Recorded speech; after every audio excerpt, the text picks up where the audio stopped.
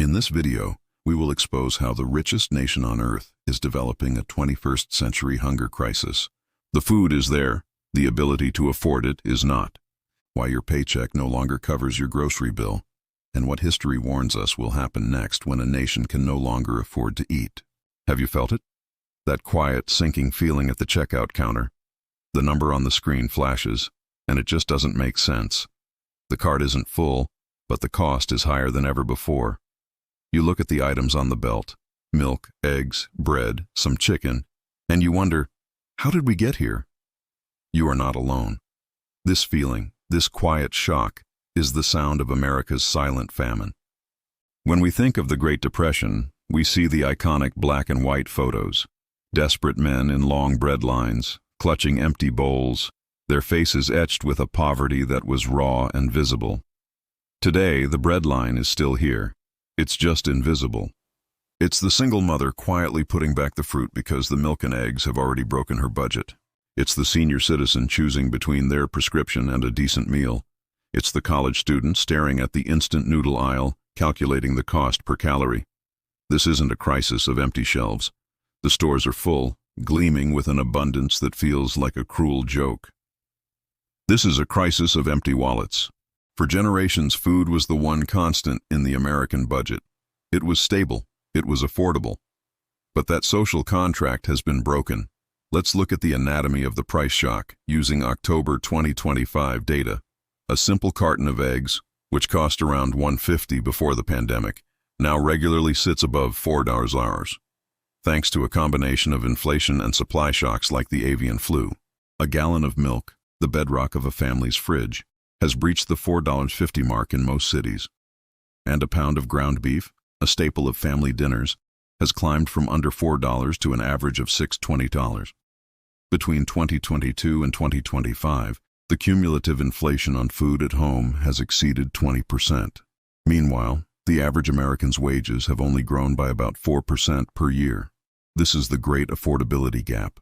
A chasm is opening up between what we earn and what it costs to eat. A typical family grocery trip that cost $150 3 years ago now easily totals $220 or more for the exact same items. But the price tag is only half the story. Consumers are also fighting a hidden battle against shrinkflation. That family-sized bag of chips has quietly lost a few ounces. That carton of orange juice looks the same, but it's 59 ounces instead of the old 64. That chocolate bar is a little bit thinner. Companies, knowing that consumers are sensitive to price hikes, are instead shrinking the product. It's a stealth price increase, a hidden tax on the inattentive shopper. This isn't just inflation. This is a fundamental repricing of survival. Families are no longer measuring their grocery trips by the fullness of their cart, but by the pain in their bank account. The weekly grocery run has become a weekly financial crisis. So why is this happening? It's not one single cause.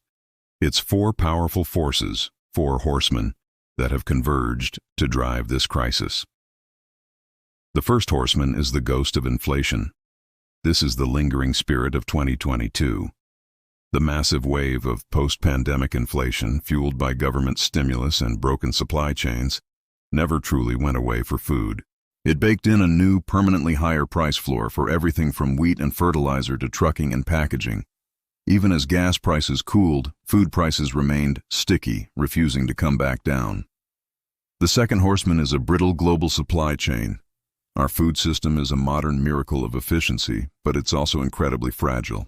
Climate change is a major driver here. A severe drought in the American Midwest, like the one we've seen in recent years, reduces corn and soy yields. This drives up the cost of animal feed, which in turn drives up the price of every piece of meat and every gallon of milk on the shelf. At the same time, geopolitical conflicts, like the war in Ukraine, disrupt the global grain supply, creating shocks that ripple all the way to your local bakery.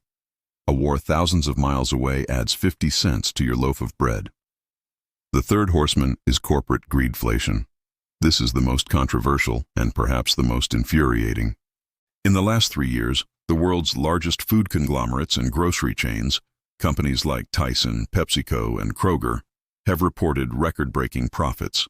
They have used the public narrative of inflation and supply chain issues as cover to raise their prices far beyond their own increased costs. Economists call this profit-led inflation.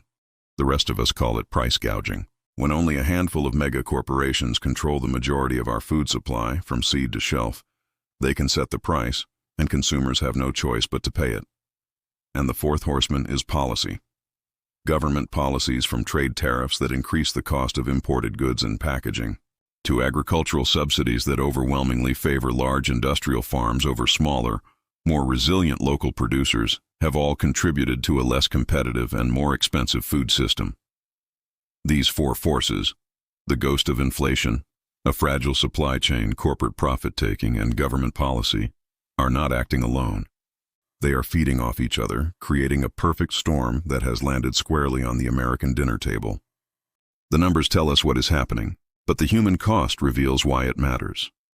The official term is food insecurity, and as of 2025, tens of millions of Americans, including 1 in every 5 children, live in a food-insecure household. This means a constant quiet anxiety. It's the parent who skips lunch so their kids can have dinner. It's the college student living on instant noodles and coffee, trying to choose between their education and their nutrition. It also means a public health crisis in slow motion.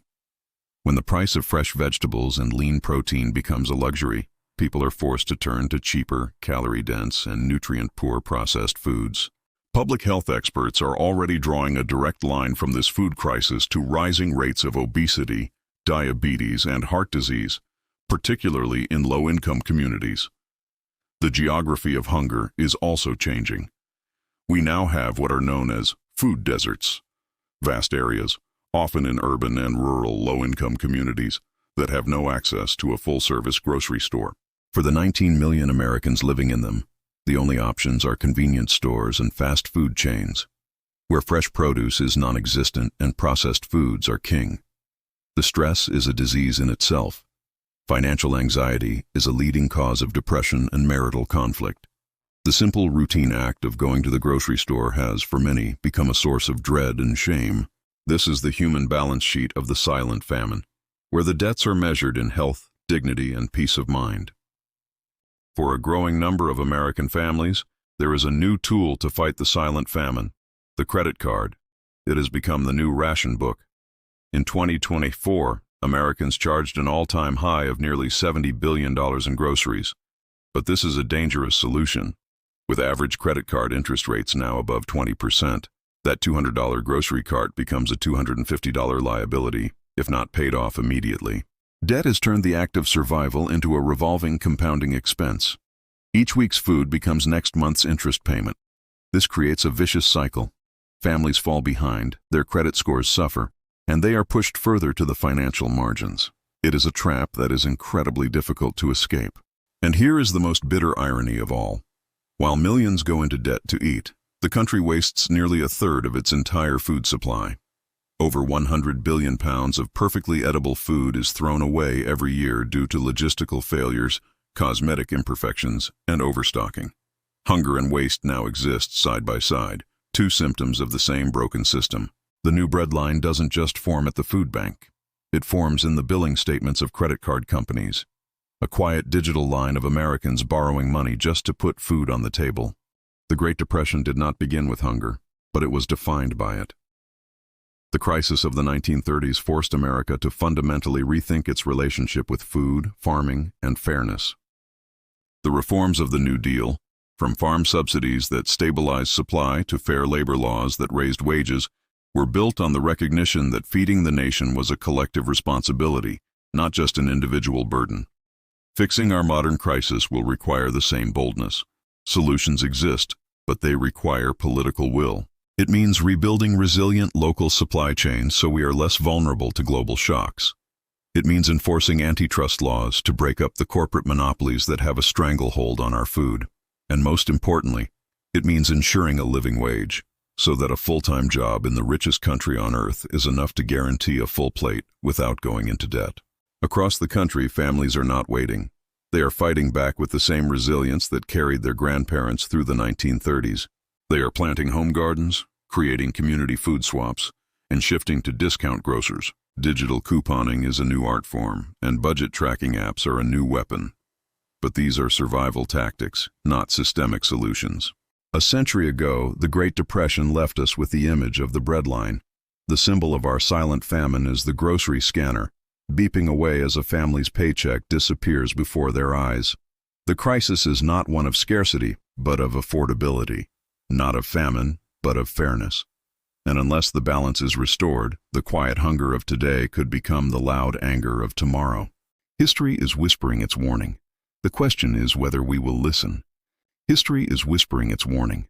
The question is whether we will listen.